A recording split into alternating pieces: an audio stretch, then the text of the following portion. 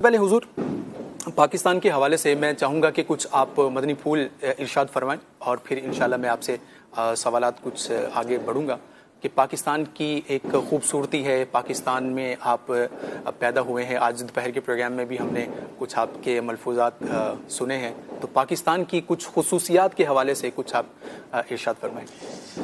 अल्हम्दुलिल्लाह रब्बिल आलमीन वस्सलातु वस्सलामु अला खातमिन नबिय्यीन।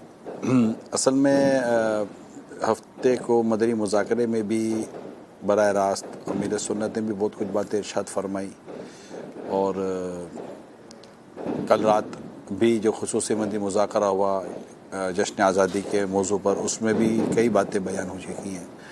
आज दोपहर को भी इस मौजू पर कई बातें बयान हुई हैं कि जो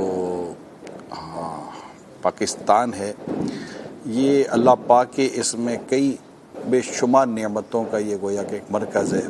बहुत सारी नेमतें यहाँ हैं और अगर हम इन नेमतों की कदर करें तो ये यकीनन नेमतों के बढ़ने का एक सबब बन सकता है। मौसम के लिहाज से देखें, पहाड़ों के लिहाज से देखें, समुंदर के लिहाज से देखें, आबशार चश्मे इस लिहाज से देखें, इसी तरह गर्मी सर्दी और जो मौसम की जो असरात हैं उसके लिहाज से भी देखें। इसी तरह अगर हम फलों के लिहाज से देखें तो हर लिहाज से देखें तो हमारा ये मुल्क नेमतों से घिरा हुआ है। माशाअल्लाह, हर तरफ नेमतें हमें नज़र आती हैं। कुदरती तौर पर जिस खूबसूरतियों का लोग तस्करा करते हैं, जिन खूबसूरतियों के लिए लोग काफ़ी पैसा खर्च करते हैं, वो खूबसूरतियाँ हमारे यहाँ हैं। दुनिया के बड़े पहाड़ हमारे पास हैं।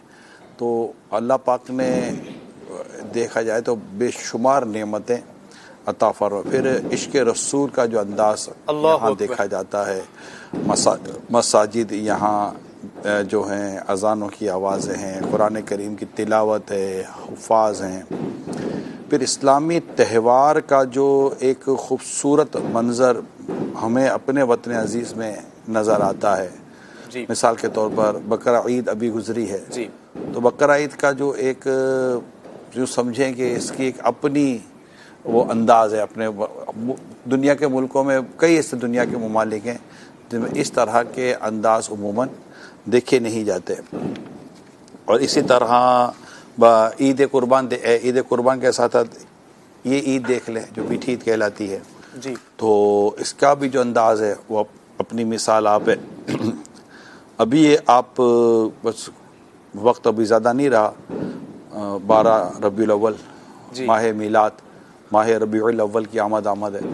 तो जो अंदाज़ जश्न विलादत मनाने का आपको यहाँ नज़र आएगा, जो महफिल मिलाद जिस अंदाज़ पर, और यहाँ इसका सिलसिला होता है, चरागाह का सिलसिला होता है, झंडों का यहाँ जो सिलसिला होता है, जोशो खरोश होता है, ये आप इसको मुलाहिज़ा करेंगे। ये सब ये तकरीबन हमारे वतन अजीज़ की समझे कि एक इम्तियाजी बातें मैं बयान कर रहा हूँ। दुनिया भर में जश्न विलादत मनाया जाता है, हर एक का अपना वो अंदाज़ है। मेरे वतन अजीज़ में इसके मनाने का अपना अंदाज़ है। एक तो ये हो गया।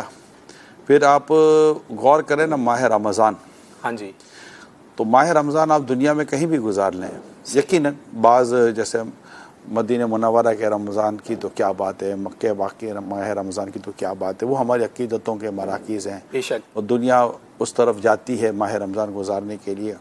मगर ओवरऑल अगर हम इस तरह एक मुल्की सतह के अगर हम गुफ्तगू करते हैं तो इत्तकाफ़ के तौर पर देख लीजिए, सहर और इफ्तार के तौर पर देख लीजिए, तो माह रमज़ान का एक अपना जो एक अंदाज़ है और एक लुत्फ़ है, ज़ौक़ है, शौक़ है।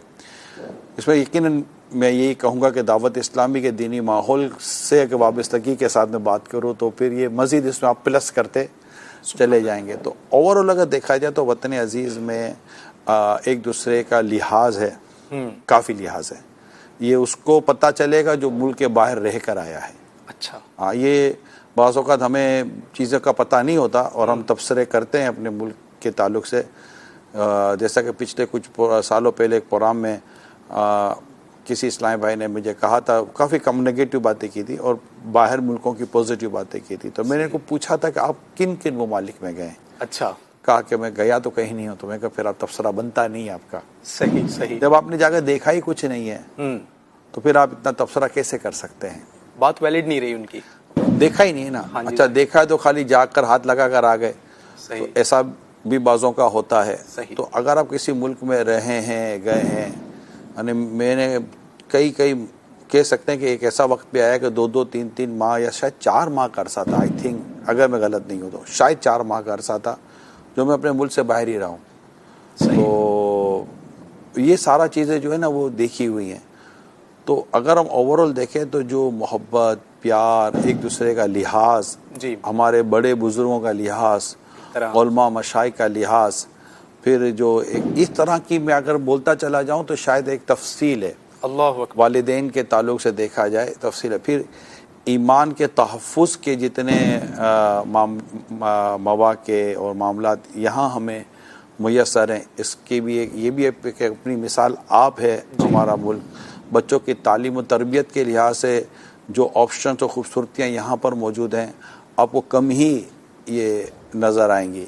सही। फिर सरवाइव कर लेता है आदमी, आम आदमी, गरीब आदमी भी यहाँ पर सरवाइव कर जाता है, गुजारा कर जाता है। ज़रूरत पूरी होने में बहुत ज़्यादा दिक्कत यहाँ नहीं होती, वरना बाहर तो ज़रूरतें पूरी करना मुश्किल हो जाता है। अच्छा, यहाँ एक कमाने वाला भी हो ना तो घर चल जाता है। सही।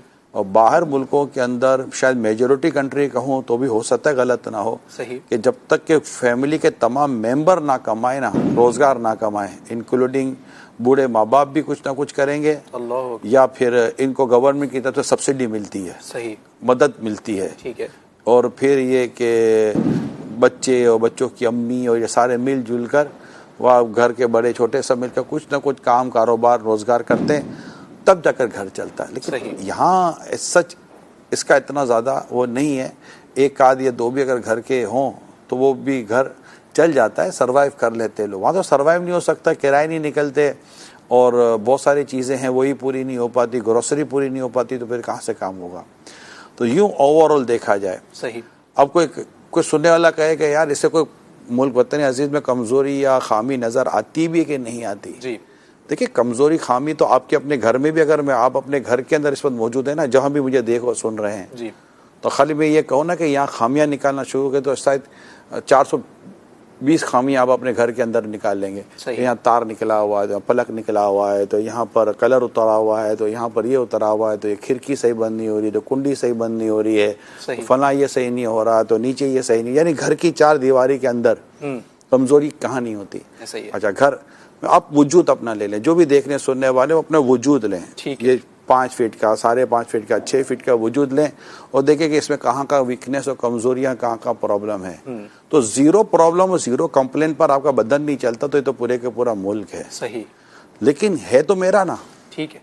अगर इसकी ज़मीन में प्रॉब्लम है, इसकी दीवारों में प्रॉब्लम है, इसकी कोई छत में प्रॉब्लम है, इसके दरवाज़ों में प्रॉब्लम है जी, मगर ये सारे प्रॉब्लम होने के बावजूद भी ये तो मैं कहूँगा ना कि ये घर मेरा है, ये वतन मेरा है, ये मुल्क मेरा है। सही, इसकी कमज़ोरियाँ दूर करने की जिम्मेदारी भी मेरी है।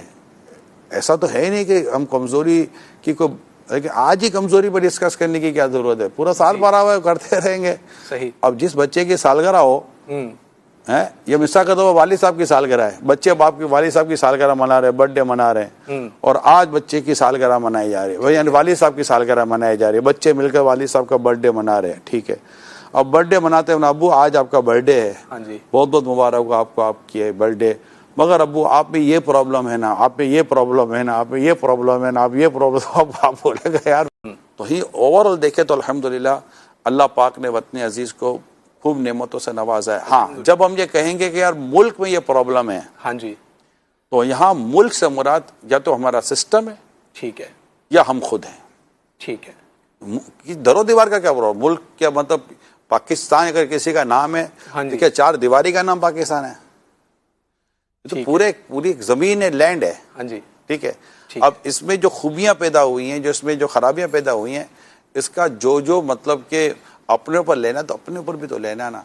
अब सिग्नल मैं तोड़ूं, ये सारे काम मैं करूं और बहुत सारी चीजें मैं करूं, फिर मैं नेगेटिव कमेंट भी करूं, नहीं, ऐसा नहीं है। अल्लाह पाक ने पाकिस्तान को बहुत सारी खसूसियात से भी नवाजा है। सकाफती रंग देखें इसमें इस्लामी त्यौहार अगर नाजरीन हम देखें तो बहुत सारी चीज़ों ने इसको मतलब खूबसूरत बनाया है। पाकिस्तान की खूबसूरती में इन चीज़ों का बड़ा किरदार है। एक रिपोर्ट है हुजूर हमारे पास, एक कुछ फैक्ट एंड फिगर्स हैं, आपसे वो शेयर करते हैं और उसमें पाकिस्तान की सकाफती रंग और कुछ इस्लामी त्यौहार से मुतालिक हमें कुछ बताया और दिखाया जा रहा है।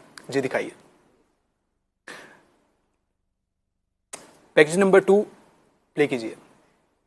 मेरा वतन पाकिस्तान बहुत खूबसूरत है। यहाँ वतन अजीज में कहीं दाता साहब तो कहीं बहाउद्दीन जकरिया, कहीं शाहरुख ने आलम तो कहीं शाहबाज कलंदर, कहीं शाह अब्दुल लतीफ भिटाई तो कहीं अब्दुल्ला शाह गाजी के मज़ारात का सूफियाना रंग है, और कहीं शाही कला, कहीं रनी कोट और गवादर का कला अपना सकाफती रंग जाहिर कर रहा है। वतन अजीज पाकिस्तान में सकाफती और मजहबी त्योहारों के तो अलग ही रंग हैं। हमारे यहाँ रमजान में इबादत, शब बारात और मिलाद के त्योहार भी खूब जोशो खरोश से मनाए जाते हैं। पाकिस्तान की सकाफती सूरत खूबसूरत रंगों से रौनक अफरोज है। इसमें बलूचिस्तान से खैबर पख्तूनख्वा, सिंध से पंजाब और आगे इस्लामाबाद फिर गिलगित बल्तिस्तान तक सब इलाकों की कुदरती रंगों वाली खासियत शामिल है। पाकिस्तान में बसने वाले मुख्तलिफ कबाइल के लोगों से वतन अजीज पाकिस्तान की सकाफती हैसियत दीगर मुमालिक से बिल्कुल जुदागाना है। मीठे मीठे हम वतनों, हमारा वतन वतन अजीज की अवाम